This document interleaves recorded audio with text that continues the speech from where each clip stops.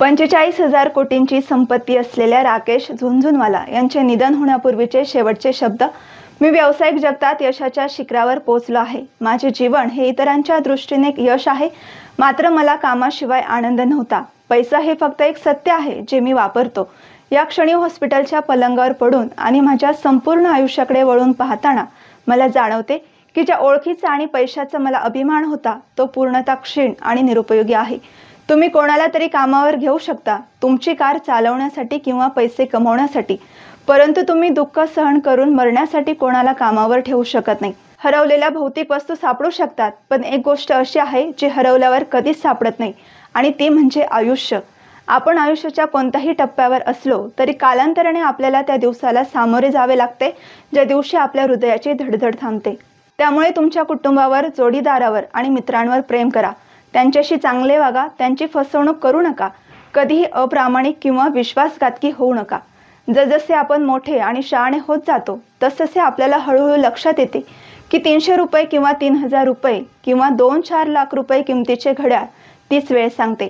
आमच्याकडे 100 किंवा 500 रुपयाचे पाकिट असो, आज सर्व काही सारखेच असते.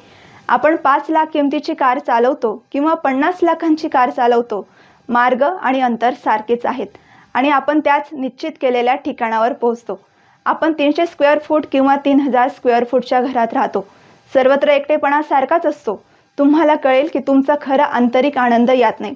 त्यामुळे या जगाच्या भौतिक गोष्टींमधून बाहेर या. तुम्ही फर्स्ट क्लास किंवा इकॉनॉमी क्लासमध्ये उड्डाण करा. जर विमान खाली गेले तर तुम्ही त्याच्याबरोबर खाली जाणार आहात. म्हणूनच मला आशा आहे की तुम्हाला हे समजले असेल की तुमचे मित्र असतील ज्यांच्याशी तुम्ही गप्पा मारता, हसता, गाता, आनंद व्यक्त करता.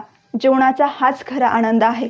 जीवनातील एक निर्विवाद सत्य, तुमच्या मुलांना फक्त श्रीमंत होण्यासाठी शिकवू नका, त्यांना आनंदी राहायला शिकवा. जेव्हा ते मोठे होतात तेव्हा त्यांना वस्तूंचे मोल कळेल, फक्त किंमत नाही.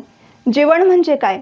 जीवन अधिक चांगल्या प्रकारे समजून घेण्यासाठी 3 ठिकाणे आहेत: रुग्णालय, जेल आणि स्मशानभूमी. रुग्णालयात तुम्हाला समजेल की आरोग्यापेक्षा काहीही चांगले नाही. स्वातंत्र्य किती मौल्यवान आहे हे तुरुंगात तुम्हाला दिसेल.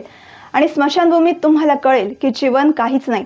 आज आपण ज्या जमिनीवर चालतो ती उद्या आपली असणार नाही. आतापासून नम्र होऊया आणि जे काही मिळाले त्याबद्दल देवाचे आभार मानूया. आपल्या मित्रांना, नातेवाईकांना सांगा की पैसा पैसा करून आपल्या लोकांना दुखवू नका. पैसा सर्वस्व नाही. पैसा आज आहे तर उद्या नाही. जो कर्म चांगले करतो देव त्यांच्यावरच प्रेम करतो.